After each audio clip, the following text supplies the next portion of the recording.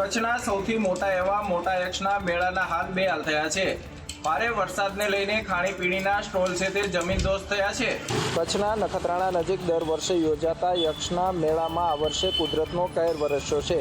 ભાદરવા માસના બીજા સોમવારે યોજાતા મેળામાં મોડી રાત્રે ફૂંકાયેલા ભારે પવન અને વરસાદના કારણે મુશ્કેલીનો સામનો કરવો પડ્યો છે। ભારે વરસાદના કારણે ખાણીપીણીના સ્ટોલો જમીનદોસ્ત થયા છે, જેના લીધે મેળાનું આયોજન ખોરવાઈ ગયું છે। દ્રશ્યોમાં જોઈ શકાય છે કે અનેક સ્ટોલ હતા નહોતા થઈ ગયા છે। આખા મંડપો ધરાશાયી થયા છે। વેપારીઓને મોટું નુકસાન સહન કરવાનો વારો આવ્યો છે। રેડ એલર્ટની ચેતવણીને ધ્યાનમાં રાખીને આયોજકોએ યક્ષના મેળાને 2 દિવસ માટે મુલતવી રાખવાનો નિર્ણય લીધો છે। આખો મેળો ખેદાન મેદાન થતા વેપારીઓમાં નિરાશા ફેલાઈ છે અને ભારે વરસાદને પગલે વેપારીઓને પણ નુકસાની સહન કરવાનો વારો આવ્યો છે। વડોદરાના છેવાડે આવેલ ઉંડેરામાં તળાવ ફાટતા ગામમાં ઘૂસ્યા પાણી। સ્થાનિક લોકો પાણીમાંથી અવરજવર કરવા મજબૂર બન્યા છે। ઉંડેરા ગામમાં તળાવ ફાટતા આખા ગામમાં પાણી ફરી વળ્યા છે। તળાવની આસપાસના રોડ પર ઘૂંટણસમાં પાણી ભરાઈ ગયા છે। છેલ્લા 4 દિવસથી ગામના લોકો પારાવાર મુશ્કેલીનો સામનો કરવા મજબૂર બન્યા છે। પાણીમાંથી વાહન ચાલકો અને રાહદારીઓ પસાર થઈ રહ્યા છે। અહીંયા 5 દિવસથી વરસાદ પડે છે। આની આ સ્થિતિ છે। કોઈ કોર્પોરેશન 3 વર્ષથી આવ્યું છે, કોઈ રોડ કશું કરતું નથી। બધું અમારે પબ્લિક પર છોડી દીધું। છોકરાઓને જવા આવવા માટે કોઈ રસ્તો નથી। સ્કૂલે ટ્યુશન સ્કૂલ કઈ રીતના જાય? અમારે દૂધની ડેરી પણ નહીં આવતી। ઠેઠ ચોકડી પર દૂધ લેવા જવું પડે છે। ગાડીવાળા કહે છે કે આ પાણી આવે છે, લેકિન અમે દૂધ ના લાવીએ। અહીં રોડ નથી કરતા, વારનારી નથી આવતી અને ગટરો સાફ નહીં કરતા અને પૈસા મારી કરે બધા લે છે। હવે આ પાણી ભરાઈ ગયું છે, સમસ્યા દૂર કોર્પોરેશન કરે તો વ્યવસ્થિત વાત છે। કેટલા દિવસથી પાણી ભરેલું છે। અમદાવાદ અને ઉપરવાસમાંથી ભારે વરસાદના કારણે સાબરમતી નદીએ બીજા દિવસે પણ રૌદ્ર સ્વરૂપ ધારણ કર્યું, જેમાં બીજા દિવસે પણ વોકવે મુલાકાતીઓ માટે બંધ રાખવાની ફરજ પડી। ધરોઈ ડેમમાં અને સંત સરોવરમાંથી પાણી છોડવામાં આવતા સાથે વાસણા બેરેજના 27 દરવાજા ખોલી 78,301 ક્યુસેક પાણી સાબરમતી નદીમાં છોડવામાં આવ્યું છે। સંત સરોવરમાંથી 1.6 લાખ ક્યુસેક પાણીની આવક થઈ હોવાથી સાબરમતી નદી બે કાંઠે વહી રહી છે। સતત બીજા દિવસે પણ રિવરફ્રન્ટ વોકવે પાણીમાં ગરકાવ જોવા મળ્યો। વોકવે પર પાણી ફરી વળતા મુલાકાતીઓ માટે રસ્તો બંધ કરવામાં આવ્યો। જો કે હાલની સ્થિતિમાં કોઈ ચિંતાજનક પરિસ્થિતિ ન હોવાનો દાવો સ્થાનિક કલેક્ટર દ્વારા કરવામાં આવ્યો છે। તેમ છતાં સાવચેતીના ભાગરૂપે અમદાવાદ જિલ્લાના 28 ગામોને એલર્ટ કરવામાં આવ્યા છે, જેમાં ધોળકાના 7 ગામોનો પણ સમાવેશ થાય છે। વહીવટી તંત્ર દ્વારા ચાંપતી નજર રાખવામાં આવી રહી છે। સાથે જ અધિકારીઓને હેડક્વાર્ટર ન છોડવા માટેની પણ તંત્ર દ્વારા સૂચના આપવામાં આવી છે। અવિરત વરસાદને લઈને રાજ્યના અનેક ડેમ અને નદી નાળા છલકાઈ ગયા છે, ત્યારે અમદાવાદના વાસણા બેરેજમાંથી પણ 27 દરવાજા ખોલાતા સાબરમતીમાં ઘોડાપૂર આવ્યું છે। સાબરકાંઠા, બનાસકાંઠા, અરવલ્લી અને મહેસાણા વિસ્તારમાં ભારે વરસાદને લઈને અમદાવાદની સાબરમતી નદી પર આવેલા વાસણા બેરેજના 27 દરવાજા ખોલવામાં આવ્યા છે। વાસણા બેરેજમાંથી 78,301 ક્યુસેક પાણી છોડવામાં આવ્યું છે। સાથે જ સંત સરોવરમાંથી 46,186 ક્યુસેક પાણી છોડવામાં આવ્યું છે। આ ઉપરાંત ધરોઈ ડેમમાંથી 1,338 ક્યુસેક પાણી છોડાયું છે, જેના કારણે સાબરમતીએ રૌદ્ર સ્વરૂપ ધારણ કર્યું છે। અમદાવાદના ગ્રામ્ય વિસ્તાર સાથે ખેડા અને આણંદના અનેક ગામોને એલર્ટ કરવામાં આવ્યા છે।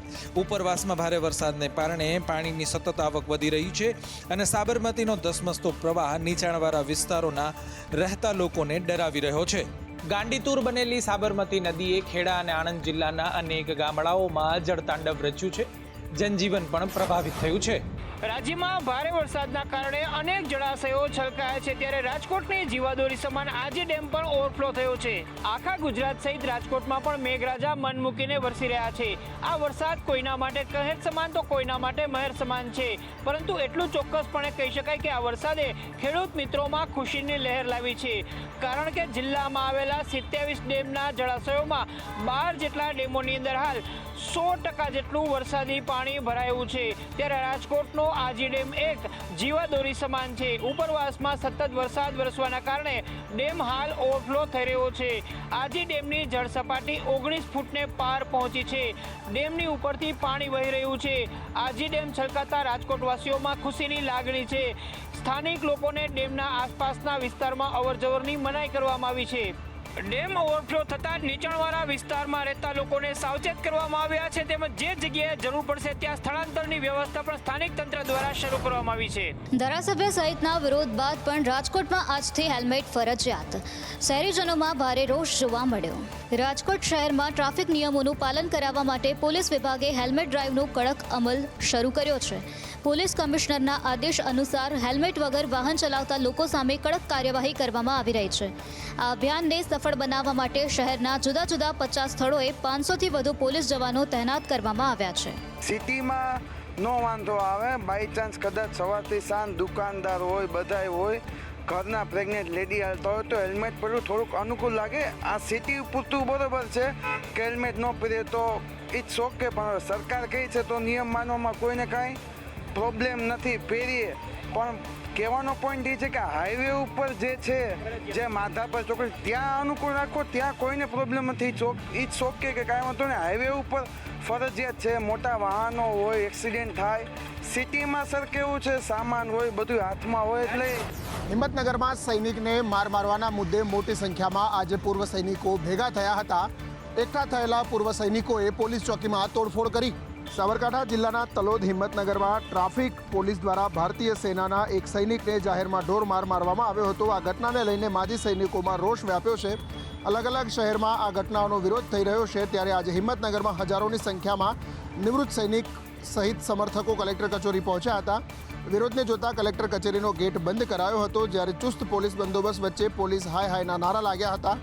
સાથે વિરોધ પ્રદર્શન ઉગ્ર બનતા મોતીપુરા વિસ્તારમાં આર્મી જવાનોએ ચક્કાજામ કર્યો હતો. મોતીપુરા પોલીસ ચોકીના કાચ ખુરશીઓ તોડી હતી. માર મારનાર પોલીસ કર્મીઓને સસ્પેન્ડ કરવા સહિતની જવાન સામે પોલીસ ફરિયાદ રદ કરવાની માંગ કરવામાં આવી છે. કાર્યવાહી ન થાય ત્યાં સુધી નિવૃત્ત સૈનિક સંગઠન અને કરણી સેના લડી લેવાના મૂડમાં દેખાઈ રહ્યા છે. આગામી દિવસોમાં આંદોલન વધુ ઉગ્ર કરવાની ચીમકી ઉચ્ચારી. પ્રધાનમંત્રીના માતા ઉપર અપમાનજનક ટિપ્પણીને લઈ સુરતમાં ભાજપ દ્વારા વિરોધ. વિવિધ પ્લેકાર્ડ અને બેનરોને લઈ રાહુલ ગાંધી માફી માંગીને નારા લાગ્યા. બિહારમાં વડાપ્રધાન નરેન્દ્ર મોદીના સ્વર્ગસ્થ માતા પર કોંગ્રેસ દ્વારા અપમાનજનક ટિપ્પણી કરવા બદલ સુરતમાં ભાજપ મહિલા મોરચા દ્વારા વિરોધ પ્રદર્શન. આ વિરોધ પ્રદર્શનમાં સુરત બીજેપીના મહિલા મોરચા અને શહેર એકમના કાર્યકર્તાઓ મોટી સંખ્યામાં જોડાયા હતા. તેઓએ હાથમાં વિવિધ પ્લેકાર્ડ અને બેનરોને લઈ સૂત્રોચ્ચાર કર્યા હતા અને આ ટિપ્પણીને સખત નિંદા કરી હતી. અઠવાલાઇન્સ ખાતે યોજાયેલ આ વિરોધ પ્રદર્શનમાં મહિલા અને પુરુષ કાર્યકર્તાઓ એક સાથે ધરણા પર બેસી વિરોધ નોંધાવ્યો હતો. આ વિરોધનું મુખ્ય કારણ બિહારમાં આપવામાં આવેલ અપમાનજનક ટિપ્પણી હતી, જેના માટે કાર્યકર્તાઓ માંગણી કરી હતી કે રાહુલ ગાંધી માફી માંગે. આ ઘટનાએ રાજકીય વર્તુળમાં તણાવ વધાર્યો છે અને બીજેપી આ મુદ્દાને ગંભીરતાથી લઈ રહ્યું છે, જેનો પુરાવો આ વિરોધ પ્રદર્શન છે. રાજકોટમાં આજે હેલ્મેટ ન પહેરનાર સામાન્ય લોકો દંડાયા, જ્યારે પોલીસે ભાજપના કાર્યકર્તા અને નેતાઓને જવા દીધા.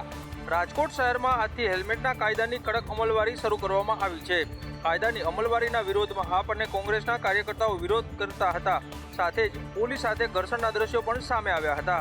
જોકે બપોર બાદ રાહુલ ગાંધીના વિરોધમાં યોજાયેલ ભાજપના કાર્યક્રમ દરમિયાન ટુ વ્હીલર લઈ હેલ્મેટ વગર આવેલા ભાજપના કાર્યકર્તાઓ સામે કોઈ કાર્યવાહી ન થતા સવાલો ઉઠ્યા છે. આ મામલે જ્યારે કાર્યકર્તાઓને સવાલ કરાયો તો જવાબ આપવામાં ગેંગે ફેફે કરવા લાગ્યા હતા. કાર્યક્રમ પૂર્ણ થયા બાદ જ્યારે આ કાર્યકરો અને આગેવાનો બાઇક પર બેસીને જવા નીકળ્યા ત્યારે મીડિયા દ્વારા તેમને સવાલ પૂછવામાં આવ્યા હતા અને લૂલો બચાવ કરતા તે લોકો જોવા મળ્યા હતા. પોલીસની પણ બેવડી નીતિ જોવા મળી હતી. ભાજપના કાર્યકર્તાઓ સામે પોલીસ મુખ પ્રેક્ષક બની રહ્યા હતા. અનેક સવાલ ઉઠી રહ્યા છે.